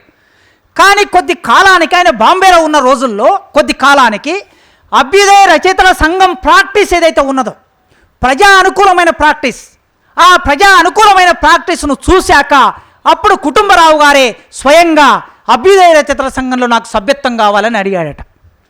తర్వాత రెండో ఆలోచన కూడా ఆయనే రాశాడు. ఈ నాజర్ బుర్రకథను తీసుకొచ్చాడు. ఒగ్గు కథ, బుర్రకథ ఇట్లాంటి కళారూపాలన్నీ కూడా వేరే సమాజం అంటే భావవాదాన్ని ప్రచారం చేయడానికి ఉన్నటువంటి కళారూపాలు కదా. ఈ కళారూపాలని మళ్ళీ మనం విప్లవకరమైనటువంటి కళారూపాలుగా మార్చొచ్చా అనే సందేహం ఉంటే అప్పుడు నాజర్ బుర్రకథ వచ్చిన తర్వాత రూపం పాత రూపమే, ఆ రూపంలో భూస్వామ్యం ఉండవచ్చు, ఆ రూపంలో ప్రాచీన సమాజానికి సంబంధించిన అవశేషాలు ఉండవచ్చు, కానీ ఆ రూపంలో ఇప్పుడు మనం ఏ సారం చెప్పుతున్నాం అనేది ప్రధాన అంశం అని ఆయనకు అర్థమైనప్పుడు నాజర్ తెలుగు నేల మీద ఒక అద్భుతమైన, అందరికీ హీరో వర్షిప్గా, అందరికీ ఒక గొప్ప నాయకుడిగా, కళాకారుడిగా ఆయన వ్యక్తమవుతున్న రోజుల్లో తన ముందు ఉన్న అభిప్రాయాలని కుటుంబరావు గారు మార్చుకున్నారు. ఒగ్గు కథ కానీ, నాజర్ బుర్రకథ కానీ, ఈ సమాజ అవసరాలు తీర్చడానికి మా భూమి నాటకం కానీ, ముందడుగు నాటకం కానీ, వరవిక్రయం లాంటి నాటకం పద్య నాటకం, కన్యాశుల్క నాటకం గద్య నాటకం. పద్య నాటకం దాని పరిమితి ఏమిటి? పండితులకు మాత్రమే అర్థమవుతుంది. గద్య నాటకం దాని పరిమితి ఏమిటి? ఆ నాటకాన్ని చూడగలిగిన ప్రేక్షకులు ఉన్న చోట అది సాధ్యమవుతుంది. కానీ తెలంగాణ లాంటి ప్రాంతం ఉన్న, తెలంగాణ ప్రాంతం, ఇక్కడి నిర్మాణం, ఇక్కడి కళారూపాలు, ఇక్కడి ప్రజల ఆలోచన విధానం భిన్నమైనటువంటి కనుక ఆ భిన్నమైన ప్రజా పోరాట రూపాలకు అనుగుణమైన సాహిత్యం కూడా అవసరమైంది. అలా అవసరమైనప్పుడు పాటలో మార్పు వచ్చింది. ప్రజలు పాడుకుంటున్న పాట, బండెనక బండి గట్టి 16 బండు గట్టి అనే పాట మీ అందరికీ తెలుసు. కానీ ఈ పాట మొదటి రూపం జానపదులు పాడుకున్న రూపమే. సూర్యాపేట ప్రాంతంలో ఉన్న ఒక జమీందార్, ఆ జమీందార్ జాగీర్దార్ ఆయన బండ్లు వెళ్తూ ఉంటే ఆయన మీద వాడుకున్నటువంటి పాటని, ఆ రూపాన్ని తీసి పక్కన పెట్టి అక్కడ నైజాం సర్కరోడా అనే రూపం పేరు పెట్టి ఆ పాట పాడుకుంటే తెలంగాణ నేల మీదంతా ప్రతి మనిషి నోటి ద్వారా ఆ పాట వ్యక్తమైంది. ఏ దొర కనిపించినా, ఎక్కడ నైజాం కనిపించినా, ఎక్కడ పోలీసులు కనిపించినా నైజాం సర్కరోడా నా జీల మించినోడా అనే ఆ భావన ప్రజల్లోకి విస్తృతంగా వెళ్ళిపోవడానికి ఇక్కడి కళారూపం అంటే ప్రజా కళారూపం ఒక సందర్భంలో అవసరం వచ్చింది. ఇక ఇట్లా మారుతూ సమాజంలో అనేక మార్పులకి గురైనటువంటి సమాజం భారతదేశంలో వర్గ పోరాటానికి సంబంధించిన ఆలోచనలు కూడా మెల్లగా సాహిత్యంలోకి వచ్చాయి. 1925లో కమ్యూనిస్టు పార్టీ ఏర్పడింది. గురజాడ అప్పారావు ఎప్పుడో అంతకు మునుపు చాలా రోజుల కిందట ప్రజాస్వామిక భావాలను సాహిత్యంలోకి ప్రవేశపెట్టాడు. భూస్వామ్య భావాలు, సంప్రదాయ భావాలు ఉన్న చోట గురజాడ అప్పారావు నూతన భావాన్ని ప్రవేశపెట్టాడు. ఆయనకు మార్క్సిజం తెలియదు, ఆయనకు మావో తెలియడు, ఆయనకు లెనిన్ తెలియడు, కానీ భార్యతో స్నేహితుల్లాగా ఉండటం మాత్రం తెలుసు. భార్యను స్నేహితురాలుగా భావించాలనే మాట తెలుసు. అందుకే భర్త దేవుడు కాదు, భర్త స్నేహితులు అనే భావన చెప్పగలిగాడు. ఈ దేశం అంటే, ఈ దేశాన్ని కీర్తించడానికి గుజరాత్, మరాఠ్, సింధు ఇవన్నీ చెప్పడం, హిమాలయ పర్వతాలు, గంగా నది, సింధు నది వీటి గురించి కీర్తిస్తూ పాడుతూ గొప్పగా భావుకతకి గురి కావటం అనేది ఎంత వాస్తవమో వాటన్నిటిని వ్యక్తం చేయగలిగిన రక్త మాంసాలతో నిండిన మనిషి కూడా అంతే వాస్తవము. మనిషి లేనప్పుడు ఈ ప్రకృతి గురించి నీవెంత చెప్పినా ఆ మనిషి కేంద్రంగా ప్రకృతి గురించి చెప్పాలని దేశం అంటే మట్టి కాదు, దేశం అంటే మనుషులు అనే భావాన్ని ఈ నేల మీద ప్రోధి చేశాడు. కన్యాశుల్క నాటకంలో నాయకుడు ఎవరు ఉండాలి, కావ్యానికి నాయకుడు ఎవరు ఉండాలి, నాటకానికి నాయకుడు ఎవరు ఉండాలి అన్నప్పుడు అప్పకవి చెప్పాడు కదా. అప్పకవి చాలా సందర్భాల్లో అంగిరీభవుని కావ్యంబు గ్రాహ్యంబు కాదు అన్నాడు. శూద్రుడు ఎవరైనా కావ్యం రాస్తే ఆ శూద్రుడి కావ్యాన్ని ముట్టుకోకూడదు, చదవకూడదు అన్నాడు. ఆయన చదవకూడదు అన్నాడు. ఎలా? కాకజంబు, కాకి వచ్చి మనం పాయసం తయారు చేసి పెట్టుకున్న తర్వాత ఆ పాయసాన్ని కాకి ముట్టుకుంటే ఆ పాయసాన్ని మనం తినం, పడేస్తాం. ఆ విధంగా అంగరీభవుని కావ్యంబు గ్రాహ్యంబు కాదు. శూద్రుడు రాసిన కావ్యం కూడా దాన్ని మనం చదవకూడదు అన్నాడు. రామరాజభూషణుడు ఉత్తమ కులజ్ఞుడే కావ్యనాయకుడు అని రాశాడు. అలాంటి సందర్భంలో గురజాడ అప్పారావు మధురవాణి అనే ఒక వేశ్యని తెలుగు నేల మీద ఆధునిక భారతదేశ చరిత్ర రాసేది స్త్రీ అని చెప్పి ఆ పాత్ర ద్వారా మొత్తం నాటకాన్ని మలుపు తిప్పి ఈ సమాజంలో పెద్ద మనుషులుగా, జమీందారులుగా, పురుషులుగా, బ్రాహ్మణులుగా చలామణి అవుతున్న వాళ్ళ జీవితాల్లో ఉన్న దుర్మార్గాన్ని బట్టబయలు చేసిన పాత్రని గురిజాడ అప్పారావు ప్రవేశపెట్టాడు. ఇది ఒక ప్రజాస్వామిక భావన. ఈ ప్రజాస్వామిక భావన నలుగురు కలిసి నవ్వే చోట. నేను చనిపోయాను, కానీ నలుగురు కలిసి మాట్లాడుకునేటప్పుడు, నవ్వుకునేటప్పుడు, సంభాషించుకునేటప్పుడు నా పేరు ఒక్కసారి మాట్లాడండి. ఇంతమంది ఇక్కడ కూర్చున్నాం. అక్కడ ఎందుకు పోరాటం నడుస్తున్నది? అక్కడ ఎందుకు అమరులు అవుతున్నారు? ఈ అమరులు అవుతున్న వాళ్ళు పోరాటం నడుస్తున్నప్పుడు నలుగురు కలిసి మీరు కూర్చున్నప్పుడు ఒక్కసారి ఈ అమరుడు ఎందుకు అమరయ్యాడు అని మాట్లాడుకోండి. ఇక్కడున్న వ్యక్తి ఎందుకు అమరుడయ్యాడు అని మాట్లాడుకోండి. ఈ భావన ఎప్పుడో 150 సంవత్సరాల కిందట గురిజాడ అప్పారావు ప్రవేశపెట్టాడు. ఆ ప్రవేశపెట్టిన భావాలు తెలుగు సమాజాన్ని, మిత్రులారా, భావాలు ఎప్పుడు కూడా ప్రమాదకరమైనవి అని పాలకవర్గం ఎందుకు భావిస్తుంది అంటే, అవి గురిజాడ అప్పారావు భావాలైనా లేదా అవి శ్రీశ్రీ భావాలైనా, ఎవరి భావాలైనా సమాజంలో రాబోయే ఆర్థిక రాజకీయ పోరాటానికి భావాలనేవి ఆలంబనగా పనిచేస్తాయి. అందుకే భావజాల రంగంలో పనిచేసే వాళ్ళని ప్రమాదకరంగా భావిస్తూ ఉంటారు పాలకవర్గాలు. గురిజాడ అప్పారావు వేసిన భావాలు తెలుగు సమాజాన్ని చైతన్యం చేశాయి, ప్రజాస్వామీకరించాయి, హేతువాద ఆలోచన తీసుకొచ్చాయి, శాస్త్రీయంగా ఆలోచించే విధంగా సాహిత్యంలో ప్రభావం వేశాయి.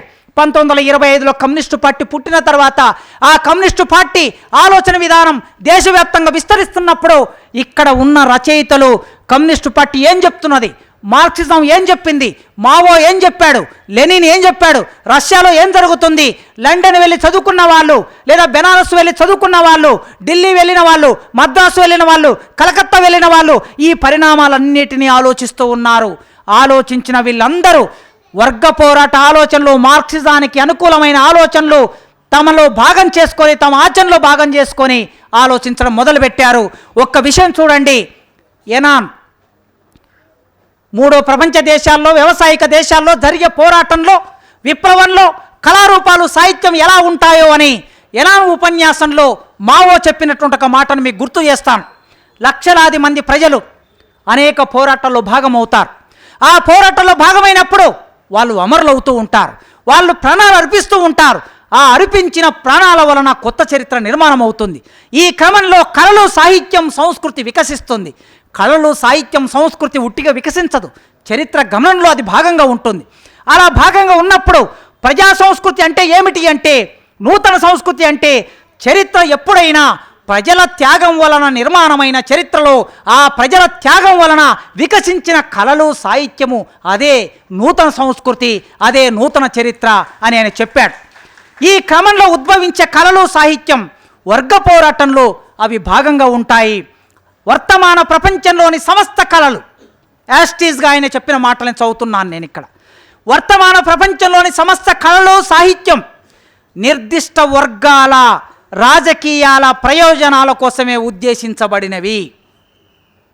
చూడండి, వర్తమాన ప్రపంచంలోని సమస్త కళలు, సాహిత్యం, ఇవాళ మన వర్తమానం తీసుకుందాం, ఆయన చెప్పిన వర్తమానం అది ఆనాడు. ఈ వర్తమాన ప్రపంచంలోని సమస్త కళలు, సాహిత్యం నిర్దిష్ట వర్గాల రాజకీయాల ప్రయోజనాల కోసమే ఉద్దేశించబడి ఉంటాయి. అంటే వర్గ ప్రయోజనాన్ని, రాజకీయ ప్రయోజనాన్ని నెరవేరుస్తాయి. వాస్తవంగా కళ కోసం అంటూ ఏది ఉండదు. ఆర్ట్ కోసమే అనే, కళ కోసమే, సాహిత్యం కోసమైన వాదనలు ఎన్నో ఉన్నాయి. ఈ వాదాలన్నీ కూడా పూర్వపక్షమయ్యాయి. మనం దాని పట్ల సంవాదం కూడా నడిపాం. ఇప్పుడు మళ్ళీ తిరిగి కళ కోసమే, సాహిత్యం కోసమేనే పునరుద్ధరణ మొదలవుతున్నది ఇప్పుడు. అందుకే వీటి గురించి మాట్లాడుకుంటున్నాం. వాస్తవంగా కళ కోసం అంటూ ఏది లేదు. వర్గాలకు లేదా రాజకీయాలకు అతీతంగా ఏ కళ ఉండదు ఈ ప్రపంచంలో. కామ్రేడ్ లెనిన్ చెప్పినట్లు, ఆయన లెనిన్ను రెఫరెన్స్గా తీసుకున్నాడు. ఇక్కడ లెనిన్ను రెఫరెన్స్గా తీసుకొని ఏమంటున్నాడు, అదే మాటలో మావో. కామ్రేడ్ లెనిన్ చెప్పినట్లు మొత్తం ఒక యంత్రంలో భాగం అనుకుంటే, యంత్రాంగంలో భాగమైన పళ్ళు చక్రాలలాగా సమస్త శ్రామిక వర్గ ప్రయోజనాల భాగమే కార్మిక వర్గ సాహిత్యం, కళలు అన్నాడు కామ్రేడ్ మావో. అందుకోసమే ఏ కళారూపమైనా, ఏ సాహిత్య రూపమైనా కార్మిక వర్గ పోరాటంలో భాగం కాకుండా మనం విడిగా చూడలేం. ఎక్కడి నుంచి ఆర్యులు భారతదేశానికి ప్రవేశించిన క్రీస్తుపురం 2500 నుంచి మీకు సంభాషిస్తూ వచ్చాను నేను. అక్కడి నుంచి మొదలు పెడితే ఈనాటి వరకు కళలు, సాహిత్యం అనేది వర్గంలో భాగం, వర్గ ప్రయోజనాల భాగం, రాజకీయ ప్రయోజనాల భాగంగా ఉంటూ వచ్చాయి తప్ప వాటికి విడి అస్తిత్వం అంటూ ఏది లేదు. ఈ వర్తమాన దోపిడీ ప్రపంచంలో సమస్త కళలు, సాహిత్యం దోపిడి వర్గ ప్రయోజనాలనే నెరవేరుస్తాయి ఎప్పుడైనా. ఇప్పుడు ఇక్కడ ఉన్నాం మనం ఇప్పుడు ఫైరింగ్ పాయింట్ ఏమిటి అంటే, వర్తమాన దోపిడీ ప్రపంచంలో సమస్త కళలు, సాహిత్యం దోపిడి వర్గ ప్రయోజనాలనే నెరవేరుస్తాయి. తప్పుడు చరిత్రను చెప్తాయి. పాలక వర్గాలకు అనుకూలమైన ఆలోచనలు మన మెదళ్లలో ప్రోధి చేస్తూ ఉంటాయి. పాలకుడు రాముడు అంటే రాముడికి అనుగుణమైన సినిమాలు వస్తాయి. పాలకుడు కృష్ణుడు అనుకుంటే కృష్ణుడికి అనుకూలమైన సినిమాలు వస్తాయి. పాలకుడు ఇది తాజ్మహల్ కాదు, ఇది శివాలయం అనుకుంటే శివాలయం అనే సినిమా వస్తుంది. పాలకుడు ఇది బాబ్రీ మసీదు కాదు, ఇది రామాయణం అనుకుంటే రామాయణం అనుకునే సినిమాలు వస్తాయి. పాలకుడు ఏమనుకుంటే ఆ సినిమాలు, ఏమనుకుంటే ఆ సీరియళ్ళు, ఏమనుకుంటే అలాంటి సాహిత్యం, ఏమనుకుంటే ప్రెస్ అండ్ మీడియా అలాంటి ప్రచారం చేస్తూ ఉంటుంది. అందుకే వర్తమాన దోపిడీ ప్రపంచంలోని సమస్త కళలు, సాహిత్యం దోపిడీ వర్గ ప్రయోజనాలను నెరవేరుస్తాయి. ఏ సమాజంలోనైనా సరే భౌతిక ఉత్పత్తులను రక్షించడానికే లేదా పెంపొందించడానికే భౌతిక ఉత్పత్తులైన కళలు, సాహిత్యం అంకితమవుతాయి. మన కంటికి కనిపించే వస్తువును Boost the secret of my energy, ఇది ఒక కవితా వాక్యం. భగవంతునికి భక్తునికి అనుసంధానమైన అంబికా దర్బారు బత్తి, ఇది ఒక కవితా వాక్యం. ఈ కవితా వాక్యం భగవంతునికి భక్తునికి అనుసంధానమైన అంబికా దర్బారు బత్తి అంటున్నాడంటే ఈ అంబికా దర్బారు బత్తి అనే ఉత్పత్తిని ప్రచారం చేయడానికే కళారూపం ఉపయోగపడుతుంది, కవితా రూపం ఉపయోగపడుతుంది. Boost the secret of my energy అన్నాడంటే ఈ Boost the secret of my energy ఆ బూస్టును తయారు చేసే పెట్టుబడిదారుడి ప్రయోజనం నెరవేర్చడం కోసమే ఆ కవితా వాక్యం వ్యక్తమవుతున్నది. తైదంబలి నా ఎనర్జీలో భాగమని చెప్పగలడా? చెప్పలేం. ఇప్పుడు రాగి సంకటి 5 స్టార్ హోటల్లో, 5 నక్షత్రాల హోటల్లో రాగి సంకటిని ప్రత్యేకంగా పెడుతున్నారు. రాగి సంకటి మేము తిన్న రోజు, మా వర్గాలు తిన్న రోజు రాగి సంకటి తిన్న వాళ్ళని హేళన చేశారు, తక్కువ చూశారు. ఇవాళ అదే రాగి సంకటి అంటే ఇది వ్యాపారమైనప్పుడు, ఏ వస్తువు అయినా సరే వ్యాపారమైనప్పుడు ఆ వ్యాపారపరమైనటువంటి ప్రాధాన్యత దానికి పెరుగుతూ ఉంది. కళలు, సాహిత్యం ప్రజలని గాఢంగా ప్రభావితం చేసే మాట కూడా వాస్తవమే. ఎందుకు విప్లవ రచయితల సంఘం అంటే ఇంత కోపం ఎవరికైనా? ఓ 30-40 మంది సభ్యులుండే ఈ సంఘం ఎన్నడూ కూడా, మా సీనియర్స్ వ్యవస్థాపక సభ్యులు ఉన్నారు ఇక్కడ కింద, చెంచయ్య గారు, సిఎస్ఆర్ ప్రసాద్ గారు, కృష్ణాబాయి గారు ఉన్నారో లేదు తెలియదు. వ్యవస్థాపక సభ్యుల నుంచి ఇప్పటి వరకు మా సభ్యత్వం ఎన్నడూ 100 మంది దాటలేదని మా వాళ్ళు చెప్తూ ఉంటారు, మా పెద్దవాళ్ళు. 100 మంది దాటని ఈ సంస్థను చూసి ఇంత పెద్ద ప్రభుత్వం, ఇన్ని కోట్ల సైన్యం ఉండి, ఇంత పెట్టుబడులుండి, ఇంత సంపద ఉంది, ఇంత పెద్ద పార్లమెంటు, ఇన్ని రాష్ట్రాల అసెంబ్లీలు, ఇంత పెద్ద దేశానికి ప్రధానమంత్రి, ముఖ్యమంత్రులు ఉన్న వాళ్ళు మమ్మల్ని చూసి ఎందుకు భయపడుతున్నారండి? ఎందుకు భయపడుతున్నారంటే కళలు, సాహిత్యం ప్రజలని గాఢంగా ప్రభావితం చేస్తాయి గనక, ఆ చేసే లక్ష్యం ఇందులో ఉంది గనక. చెరబండరాజును ఎందుకు చంపేశారు? వ్యాధి బాధితుడైనటువంటి చెరబండరాజును ఎందుకు చంపేశారు? గద్దర్ మీద ఎందుకు కాల్పులు జరిగాయి? బెల్లిలెడతను ఎందుకు చంపేశారు? సర్దార్ రస్మిని ఎందుకు చంపేశారు? మొత్తం చరిత్ర మొత్తం అశాంతం చూస్తే మనకిది కనిపిస్తుంది. ఇప్పుడు కళాకారులను ఎందుకు టార్గెట్ చేశారు? ఆ కళలకి, సాహిత్యానికి ప్రజలని వేగంగా ప్రభావితం చేసి, స్పందింపజేసి పోరాటాల వైపు నిలబెట్టే శక్తి వాటికుంది. ఆ రంగంలో పనిచేసే వాళ్ళకు కూడా ఆ శక్తి ఉందని వాళ్ళు భయపడుతున్నారు. దోపిడి వర్గ కళలు, సాహిత్యం ప్రజలకి శాస్త్రీయ ఆలోచనను అందకుండా చేస్తుంది, మతమౌఢ్యాన్ని నూరిపోస్తుంది, అంధవిశ్వాసాల్లోకి నెట్టివేస్తుంది. దోపిడి వర్గ కళలు, సాహిత్యంలో కూరుకుపోయిన ప్రజల్ని రక్షించడానికి విప్లవ కళలు, సాహిత్యం పనిచేస్తాయి. 1954లో కుటుంబరావు గారు సంస్కృతి వ్యాసాల్లో రాసింది ఒక ప్రస్తావన చేస్తాను. మద్రాసుకు చైనా నుంచి కళాకారులు వచ్చారట.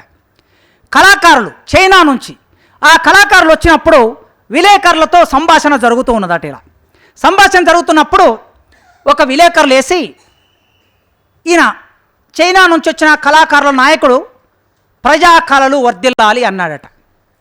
ప్రజా కళలు అంటే ఆ విలేకరు ప్రజా కళలు అంటే ఏమిటి అని ప్రశ్న వేశాడట.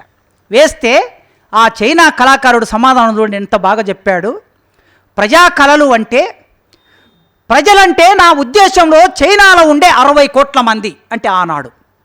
ప్రజలంటే నా ఉద్దేశంలో చైనాలో ఉండే 60 కోట్ల మంది. వాళ్లకు తిండి, గుడ్డ, ఇల్లు, పని కావలసినట్టే కళలు కూడా కావాలి.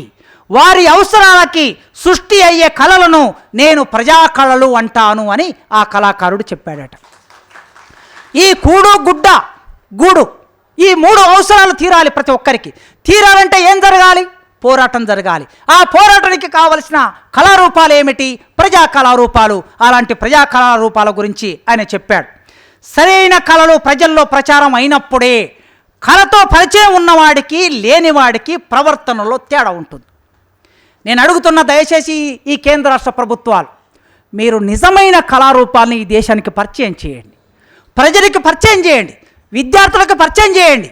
అప్పుడు ఏం జరుగుతుందంటే ప్రజల మధ్యన ఉన్మాదం ఉండదు, ప్రజల మధ్యన అసమానతలు ఉండవు, ప్రజల మధ్యన ఒకరంటే ఒకరి ద్వేష భావన ఉండదు. నిజమైన కళారూపం, నిజమైన సాహిత్యం చదివిన వాళ్ళ ఆలోచన, హృదయం పరిపక్వంగా ఉంటుంది. ఆ పరిపక్వంగా ఉండడమే కాదు, సంస్కారవంతంగా ఉంటుంది. ఆ సంస్కారవంతంగా పరిపక్వంగా ఉన్న మనిషి ఆలోచించేదానికి, ప్రవర్తించేదానికి, వ్యక్తమయ్యేదానికి చాలా తేడా ఉంటుంది. కనుక నిజమైన కళారూపాలని, ఒక మంచి భర్తగా ఉండాలంటే మంచి కళ తెలిసినవాడు, మంచి కళాత్మక అవగాహన ఉన్నవాళ్ళు ఒక మంచి భర్తగా ఉంటాడు. ఇది కుటుంబరావే రాశాడు. కళతో పరిచయం ఉన్నవాడు ఎక్కువగా యోగ్యమైన పౌరుడుగా ఉంటాడు.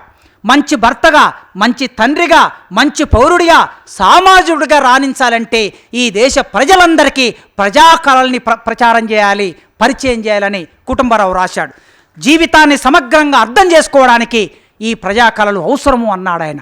అందుకే 2 ప్రపంచ యుద్ధాల కాలంలో ఈ దేశంలో ప్రజా కళలు, ప్రజా సాహిత్యం, కమ్యూనిస్టు పార్టీ, తెలంగాణ రైతాంగ సాయుధ పోరాటం, ఈ క్రమం అంతా చూస్తాం. ప్రపంచం యుద్ధాల్లోకి వెళ్ళిపోయినప్పుడు ప్రజల్ని రక్షించడానికి, ప్రజల్ని కాపాడడానికి యుద్ధం నుంచి ఈ ప్రపంచాన్ని దూరంగా నిలబెట్టడం కోసం రష్యా విప్లవం, మొదటి ప్రపంచ యుద్ధంలో పరిపూర్తి అయిన రష్యా విప్లవం ఈ ప్రపంచానికి ఒక వాగ్దానం చేసింది, ఈ ప్రపంచానికి ఒక చైతన్యాన్ని ఇచ్చింది, ఈ ప్రపంచం కొత్తగా ఆలోచించేట్లు చేసింది. ప్రపంచం ఇలా ఉంటుందా? దోపిడీ లేని ప్రపంచం అని మార్క్స్ చెప్పాడు కదా. ఈ దోపిడీ లేని ప్రపంచం ఎలా ఉంటుందో ఎవరికి తెలియదు. అప్పటి వరకు ప్యారిస్ కమిన్ అతి కొద్ది రోజుల్లో, 60 రోజుల్లో, 70 రోజుల్లో అది ఉండింది. తర్వాత తీవ్రంగా దాన్ని అణిచివేశారు, చంపేశారు. కానీ రష్యాలో విప్లవం సక్సెస్ అయిన తర్వాత సామ్యవాదం అంటే ఇలా ఉంటుందా, సమానత్వం అంటే ఇలా ఉంటుందా, మనుషులందరూ కలిసి ఉండే వికసించే సమాజం ఇలా ఉంటుందా అనే ఆలోచన వాళ్ళలో కలిగినప్పుడు, ఆ ఆలోచన ప్రపంచమంతా అర్థమైనప్పుడు, ఆ ఆలోచన వైపు ప్రపంచమంతా ప్రయాణం చేసే ఒక క్రమం సాహిత్యంలో, కళారంగంలో ప్రారంభమైంది. ఆ ప్రారంభమైన తర్వాత మన సాహిత్యం, కళలు ఇంతవరకు అభ్యుదయ రచయితల సంఘం ప్రజా కళారూపాల్ని, సాహిత్యాన్ని సృష్టించి ప్రచారం చేసింది. మన సాహిత్యము, కళలు భారతదేశం ఎలా ఉంది అంటే భారతదేశంలో మౌలిక మార్పులు వస్తున్నాయి. మార్పు లేని భావాల మీద, పాత నమ్మకాల మీద, పూర్వ సామాజిక రాజకీయ వ్యవస్థల మీద జనం తిరగబడుతున్నారు. ప్రస్తుత ఘర్షణలు, గందరగోళాల్లో నుంచి నవ సమాజం ఉద్భవిస్తుంది. శిథిల జీవచ్ఛవ తిరోగామి తత్వం కాయకల్ప చికిత్స కోసం ఆయత్తమవుతుంది అని రాసుకున్నారు. భారతదేశంలో ఈ మౌలిక మార్పు రావాలని ఆశించారు. అప్పుడు మరి సాహిత్యం, కళలు ఎలా ఉన్నాయి వీళ్ళు రాసుకున్నప్పుడు, తమ ప్రణాళిక రాసుకున్నప్పుడు? మన సాహిత్యము, కళలు ఇంతవరకు యాచక పండిత భ్రష్ట వర్గాల చేతుల్లో పడి నలుగుతున్నాయి అంటే ఆనాటి పరిస్థితి. వాటిని ఉద్ధరించి ప్రజలకు సన్నిహితము చేసి జీవిత వాస్తవాలను చిత్రించే సాధనాలుగా, భవిష్యత్తుకు మార్గదర్శకాలుగా మలచడం మన సంఘము ఆశయం. భ్రష్ట వర్గాల చేతుల్లో పడి మూలుగుతున్నటువంటి ఆ సాహిత్యాన్ని, ఆ కళారూపాల్ని ఇప్పుడు మన చేతిలోకి తీసుకొని ప్రజలకి దగ్గర చేయాలి. అందుకే అందరము కలిసి చేసిన అందమైన వస్తు సముదాయమంతా ఎవడో ఒక్కడే వచ్చి ఎత్తుకపోతూ ఉంటే, అందరము కలిసి చేసిన అందమైన వస్తు సముదాయమంతా ఎవడో ఒక్కడే వచ్చి ఎత్తుకపోతూ ఉంటే అన్యాయం అన్యాయం అని మేమంటే అనుభవించాలి మీ కర్మ అంటాడు వాడు. ఇది శ్రీశ్రీ మహాప్రస్థానంలో రాసుకున్నది. అనుభవించాలి మీ కర్మ అంటాడు. ఈ కర్మ అనే భావాన్ని ప్రజల నుంచి తొలగించడం కోసమే అభ్యుదయ రచయితల సంఘం ప్రారంభమైంది. స్వాతంత్రం, సమభావం, సౌభ్రత్వం, సౌహార్దం పునాదులై ఇల్లు లేచి జగానికంతా శుభం రావాలని కోరుకున్నాడు. కానీ రాలేకపోయింది. ఆ రాలేకపోలేనటువంటి ఒకనొక పరిస్థితి కమ్యూనిస్టు పార్టీలో సంక్షోభం రావడం, కమ్యూనిస్టు పార్టీ చీలిపోవటం, రచయితలకి ఏ ఆధారం లేకపోవటం, ఏ మార్గం లేకపోవటం, ఫలితంగా రచయితలు, కళాకారులు సినిమా రంగంలోకి వెళ్ళిపోయిన ఒకనొక సందర్భంలో మళ్ళొక్కసారి నక్సల్బరి నిప్పురవ్వ తెలుగు సాహిత్యాన్ని, తెలుగు కళాకారుల్ని, తెలుగు రచయితల్ని అటువైపు తిప్పుకున్నది. సాధారణ ప్రజలు చేసిన పోరాటం, ఒక 9 మంది చేసిన త్యాగం, ఆదివాసులు చేసిన త్యాగం, పోరాటం ఈ మొత్తం దేశ రాజకీయ వ్యవస్థని కదలబార్చింది, ఒక్కసారి కుదుపు గురి చేసింది. ఆ క్రమంలో ఆలోచించిన కళాకారులు, రచయితలు విప్లవ రచయితల సంఘంగా రూపొంది ఈ 50 సంవత్సరాలుగా 1970 జూలై 4వ తారీఖు అంటే 1970 జూలై 4వ తారీఖు అల్లూరి సీతారామరాజు పుట్టినరోజు. జూలై 4వ తారీఖు దొడ్డి కొమరయ్య అమరుడైన రోజు. ఆ రోజును ప్రామాణికంగా తీసుకొని విప్లవ రచయితల సంఘం ఈ హైదరాబాద్లో ఏర్పాటైంది. ఈ 50 ఏళ్ల కాలంలో విప్లవ రచయితల సంఘం నాటకంలోకి ప్రవేశించింది. కొత్త నాటకాలను తీసుకొచ్చింది, కథలోకి ప్రవేశించింది, కథ టెక్నిక్ని మార్చేసింది. కథ అంటే ఇలా రాయాలి. ఒక అల్లం రాజయ్య, తెలంగాణ నేల మీద నుంచి మొదలుపెట్టిన అల్లం రాజయ్య, అటువైపు నుంచి రావి శాస్త్రి, ఈనాటి కథా రచయితల వరకు మానవ జీవితం ఎలా ఉంటుంది, కుటుంబ జీవితం ఎలా ఉంటుంది.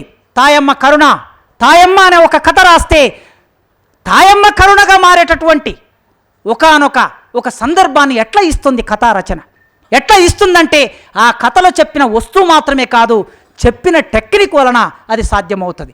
కనుక కథ అయినా, నాటకమైన, నవల అయినా, పాట అయినా, నిజానికి విప్లవ రచయితల సంఘం పాటలో చేసినన్ని ప్రయోగాలు, విప్లవ రచయితల సంఘం అంటే మా వ్యవస్థాపక సభ్యుడు చెరబండరాజు పాట గద్దరికైనా, గూడు అంజయ్యకైనా, గోరటి వెంకన్నకైనా, ఇప్పుడు పాటలు రాస్తున్న ఎవరికైనా సరే పాట ఇలా రాయాలి అని మా విప్లవ రచయితల సంఘానికి ఒక సైద్ధాంతిక ఆలోచన ఇచ్చిన శివసాగర్, మా విప్లవ రచయితల సంఘంలో భాగమైన చెరబండరాజు పాట ఎలా ఉండాలో, నర్రెంగ చెట్టు కింద నరుడో భాస్కరుడా, కన్నెర్ర చేస్తివయ్యో నరుడో భాస్కరుడా, కన్నెర్ర చేసి నీవు నరుడో భాస్కరుడా, కథనాన దూక్తివయ్యో నరుడో భాస్కరుడా, గొడ్డన్లు చేతబట్టి నరుడో భాస్కరుడా అని నరుడో భాస్కరుడు చాగంటి భాస్కర్రావు నర్రెంగ చెట్టును సాహిత్యంలోకి పట్టుకొచ్చిన చరిత్ర విప్లవ రచయితల సంఘానికి ఉన్నది. చెరబండరాజు ఈ నేల మీద నాగార్జున సాగర్ ప్రాజెక్టు కడితే ఆ ప్రాజెక్టు నిర్మాణం కింద రక్త మాంసాలు ఒడిసిన, రక్తపు ముద్దలైపోయిన వేలాది మంది ప్రజలు, వారికి ఆ కాలువల కింద సెంటు భూమి కూడా లేదు. ఆ ప్రజలు ప్రాజెక్టులు కట్టినాం, మానెత్తులు కంకరగా ప్రాజెక్టులు కట్టినాం, శ్రమ ఎవడిదిరో, శ్రీ ఎవడిదిరో.